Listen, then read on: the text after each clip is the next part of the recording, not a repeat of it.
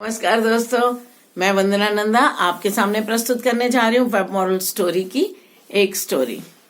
एक बार एक गांव में कुछ लोगों ने एक संत जी को आमंत्रित किया कि संत जी हमारे गांव में पधारिए, हमारे गांव को पवित्र करिए और भागवत कथा सुनाइए। उन्होंने सुन रखा था कि ये संत भागवत कथा बहुत अच्छी सुनाते हैं। तो उस गांव में एक सूरदास व्यक्ति भी थे, यानी देख नहीं सकते थे। वो भी रोज जाते सुनने के लिए। अब हर रोज जाते, उनकी कथा सुनते। अब वो आखिरी दिन आ गया जब संत जी को जाना था। सब लोग उनसे मिलने गए, उनकी विदाई के लिए सब लोग हाथ बांधे खड़े थे। तो सूरदास जी ने कहा, अंधे व्यक्ति ने कहा कि मुझे भी संत जी के आशीर्वाद दिलवा दो। तो एक व्यक्ति ने उनका हाथ पकड़ा और संत जी के पास ले गए। उन्होंने प्रणाम किया और कहा, संत जी ने पूछा, हाँ भाई क्या हाल है तुम्हारा? बोले जी बिल्कुल ठीक हूँ। क्या चाहते हो? उन्होंने बोला, जब अंधे व्यक्ति ने सोचा कि कुछ पूछा है तो मांग लूं। उन्होंने बोला, मैं चाहता हूं कि इस गांव के जितने बच्चे आप ले जाओ, ये बच्चे ना रहे इस गांव में कोई भी। उन्होंने बोला, भला ऐसा क्यों?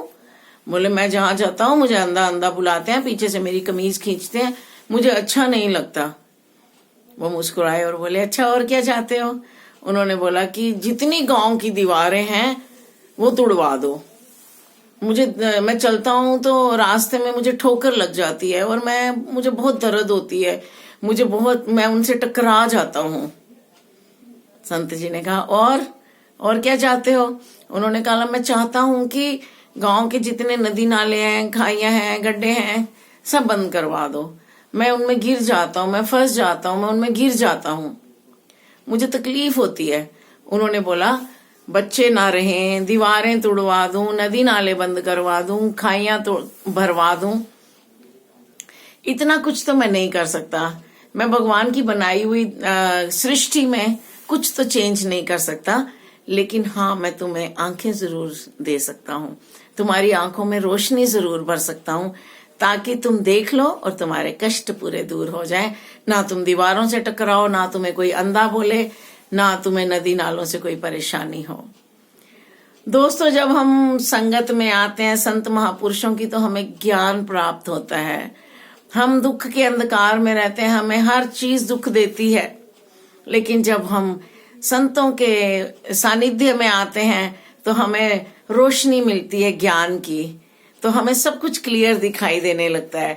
हमें लगता है कि ये दुख दर्द तो कुछ नहीं है, ये तो भगवान की बनाई हुई सृष्टि है, सब कुछ साथ साथ चलेगा, लेकिन जो हो रहा है वो अच्छा ही हो रहा है। जैसे अगर हम एक लोहे का पीस लेते हैं, अगर उसको हम पानी में डुबाएं तो डूब जाता है। लकड़ी का पीस लेते हैं तो तर जाता है, लेकिन लोहे के पीस को लकड़ी के साथ जब हम बांध के पानी में डालते हैं तो वो भी तर जाता है। ऐसे ही हम लोहे के पीस हैं और लकड़ी के पीस हैं। संत महापुरुष, ज्ञानी पुरुष, जब हम उनके सानिध्य में आते हैं, जब हम उनके साथ बन जाते हैं, अपने आप को उनके साथ जोड़ लेते हैं, तो हम तर जाते हैं। ज्ञान की रोशनी से हमें सब कुछ क्लियर दिखाई देने लगता है। हमें लोक भी सुखी लगने लगता है और परलोक तो सुख में हो ही जाता है। तो आइए हम संत महापुरुषों के सानिध्य में अपनी रोशनी वापिस लाएं ज्ञान की। नमस्कार, जय हिंद।